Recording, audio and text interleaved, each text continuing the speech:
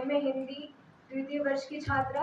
आज इस उपलक्ष्य पर प्रेमचंद जी की कफन कहानी के अंश को प्रस्तुत करना चाहूँगी। और प्रेमचंद जी को पढ़ने का मेरा व्यक्तिगत कारण ये भी है कि उनकी जितनी भी रचनाएं या उनका समग्र जो साहित्य है उसमें जो संवेदनशीलता का पुट है वो प्रभावी रूप से उभर कर आता है। और ये चीज़ हम उनकी कफन कहानी में भी देख सकते हैं। जो गीसू और माधव जो दो चरित्र हैं वो उसी समय नहीं बल्कि आज भी हमारे समाज में उतने ही प्रासंगिक हैं। वो सिर्फ पुरुष चरित्र ही नहीं बल्कि स्त्रियों में भी आप देख सकते हैं।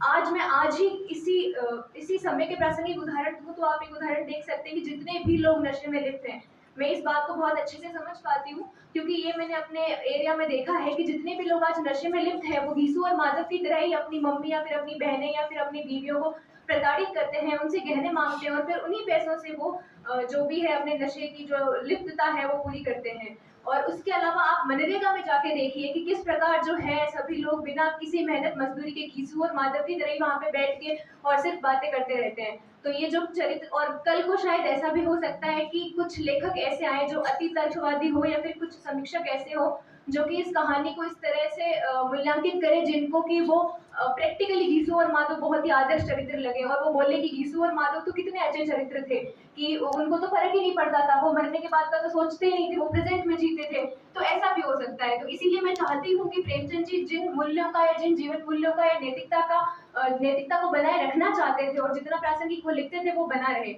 इसीलिए मैं ये कफन कहानी को आज आपके सबके सामने प्रस्तुत करना चाहती हूँ, जो कि इस प्रकार है। बाजार में पहुंचकर गीसू बोला, लकड़ी तो उसे जलाने भर को मिल गई, क्यों माधव? माधव बोला, हाँ लकड़ी तो बहुत है, बस कफन चाहिए। तो चलो कोई हल्का सा कफन ले लें। हाँ हाँ और क्या, लाश उठते उठते रात हो जाएगी, रात को कफन कौन देखता है? कैसा बुरा रिवाज है कि जिसे जीते जी तन ढांकने को चितड़ा भी नहीं मिला उसे मरने पर नया कफन चाहिए। कफन लाश के साथ ही तो जल जाता है और क्या रखा रहता है। यही 5 रुपए पहले मिले होते तो कुछ दवा दारू कर लेते। दोनों एक दूसरे के मन की बात को ताड़ रहे थे।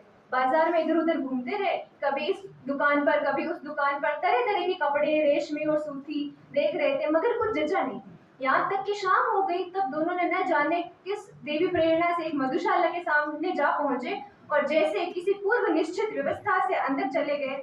वहां वहां जरा देर तक तो दोनों असमंजस में खड़े रहे। फिर गीसू ने गद्दी के सामने जाकर कहा, साहू जी एक बोतल दे देना। तो ये जो कहानी है वो एकदम यथार्थ चित्रण करती है, चाहे वो पहले की सामंतवादी व्यवस्था हो। हालांकि हम आज भी गुलाम ही हैं क्योंकि हम आज भी जिस आधुनिकता की तरफ, पश्चिमी आधुनिकीकरण का जिस प्रकार अंधी तरीके से हम जो उनको इमिटेट कर रहे हैं वो भी प्रॉब्लमेटिक है। तो मैं चाहती हूँ कि जो आज मैंने इस कहानी पढ़ी इस माध्यम से मैं उम्मीद करती हूँ कि काश जो मानवतावादी मूल्यों का स्थापना प्रेमचंद जी करना चाह रहे थे वो हम भी करें और जो मेरे जितने भी युवा बहनें यहाँ पे बैठी हैं वो इसको आगे लेके जाए। धन्यवाद, सादर प्रणाम।